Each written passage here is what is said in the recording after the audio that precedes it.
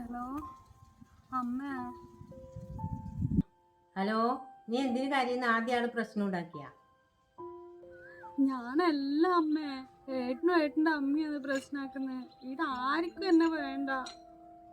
കുറച്ച് കഷ്ടപ്പാടിലുണ്ടാവും മോളെ ജീവിതത്തിൽ. അതിനെ സഹിച്ച് പിടിച്ച് ജീവിച്ചാലേ ജീവിതം മുന്നോട്ട് പോകുള്ളൂ.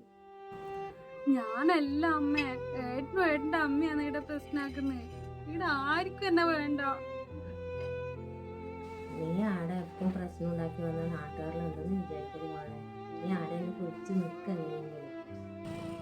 അമ്മക്ക് എന്നെക്കാളും വലുതാതോ നാട്ടുകാര്?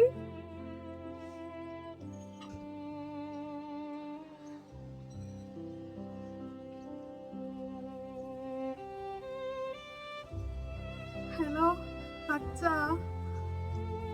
ഹലോ, എന്താ മോളെ? നീ എന്താ ഇപ്പം വിളിച്ച മോളെ? നിന്റെ സൗണ്ടിന് എന്തോ വ്യത്യാസം മാതിരി. എന്താ, എന്ത് പറ്റി?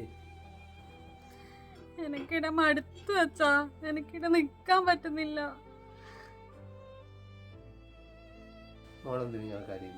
മോളിങ്ങോട്ടോ, ഞാനിടിയില്ലേ?